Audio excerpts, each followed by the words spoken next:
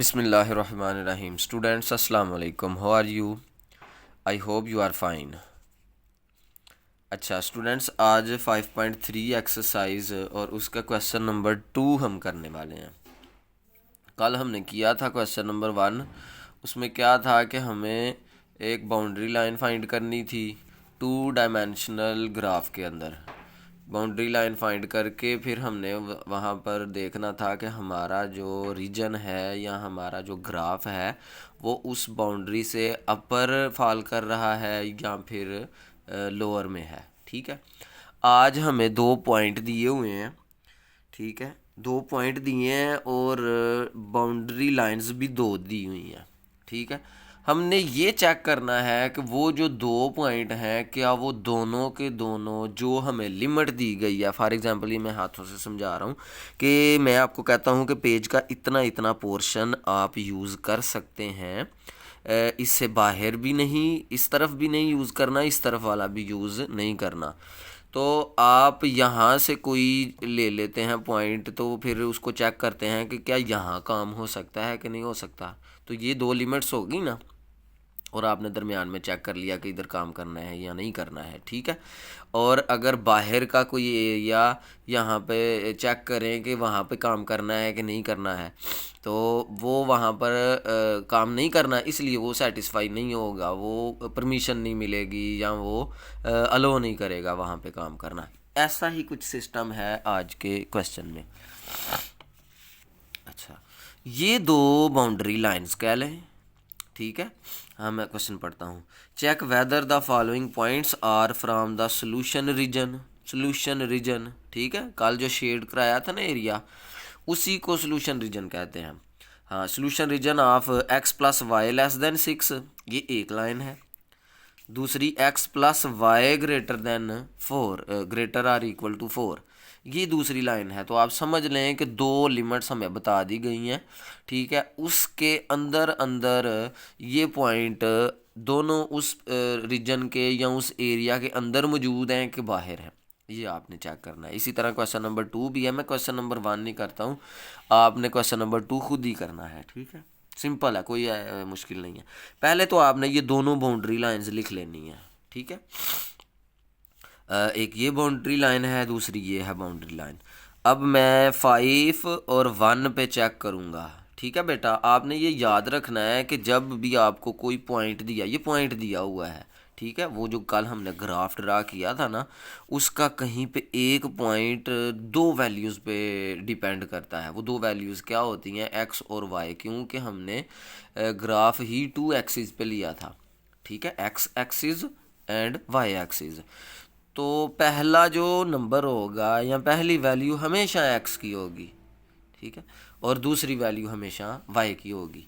अच्छा, तो ये दोनों की दोनों बाउंड्री लाइंस या जो दोनों सिस्टम दिए गए हैं, ये दोनों सिस्टम्स या बाउंड्री लाइंस मैंने लिख ली।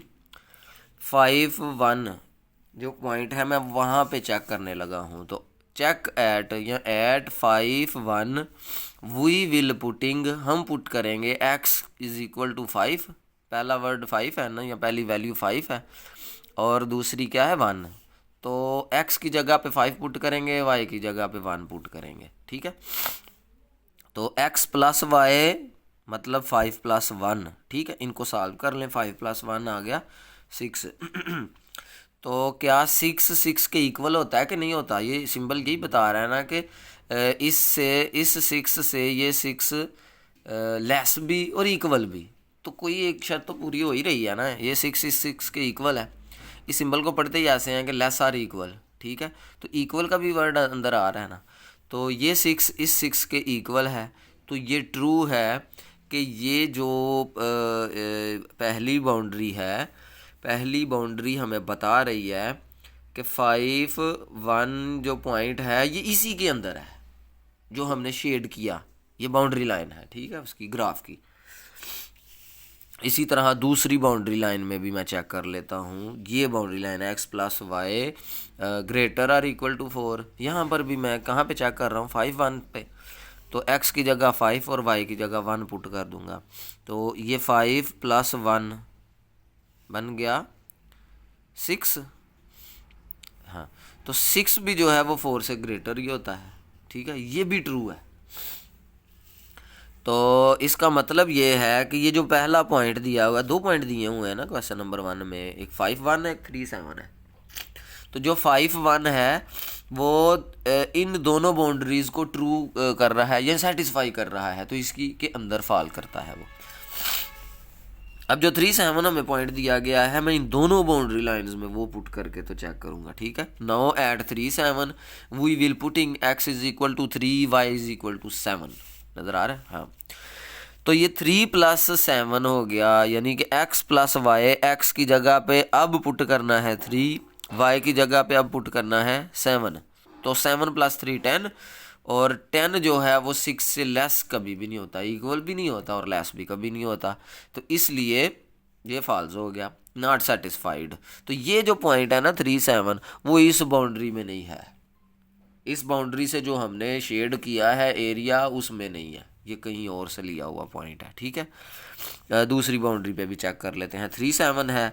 इसी तरह ये है x + y greater or equal to 4, तो x की जगह पे 3 और y की जगह पे 7 लेना है मुझे। ये तो इन दोनों का सम किया तो ये बेटा ये जो 10 है वो वाकई में 4 से ग्रेटर है, ये फॉल्स नहीं है, ये सेटिस्फाई कर गया है, ठीक है, ये ट्रू है।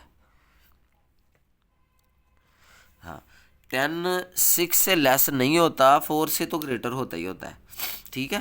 तो ये जो 5 1 है, पहला पॉइंट 5 1, वो क्या है, is the point from solution region. 5 1 जो है उन दोनों सोल्यूशन रीजन्स के अंदर से ही है, कि के एरिया में से ही है, ठीक है। जो 3 7 है वो दोनों के अंदर से नहीं है लेकिन एक के अंदर से है, ठीक है। मुझे यहाँ पे ये ना ट्रू लिखना है, तो ये ट्रू की वजह से अब 10 वाकई में 4 से ग्रेटर होता है, तो ये जो दूसरी बाउंड्री है इसमें से वो फॉल कर रहा है, तो इसलिए 3 7 इज नॉट फ्रॉम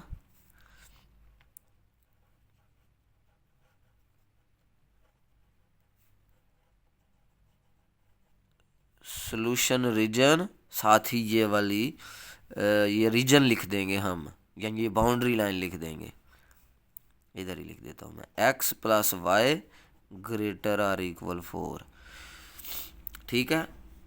सॉरी, इसमें तो वो फॉल कर रहा है, इसमें नहीं कर रहा, तो x + y लेस देन 6 वाला आएगा।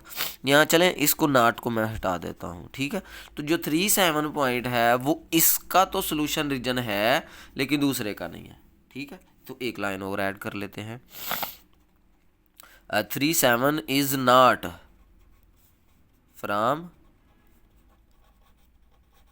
Solution region. कौन से वाला सोल्यूशन रीजन में से नहीं है, जो पहले था, x + y less or equal to 6, ठीक है बेटा। ये दूसरा क्वेश्चन आपने खुद ही करना है, इस वीडियो को आप 1 2 बार देखिएगा तो आपको ये समझ आ जाएगी। मुश्किल नहीं है लेकिन इसलिए मैंने जानबूझ के एक ही क्वेश्चन आज के लिए रखा है, ताकि आपको इसकी जो है वो कंसेप्ट आपका बन जाए, इसकी समझ सही आ जाए आपको। तो ये वैल्यू चेंज भी हो सकती हैं, आपका काम है सिर्फ दोनों पॉइंट्स को चेक करना।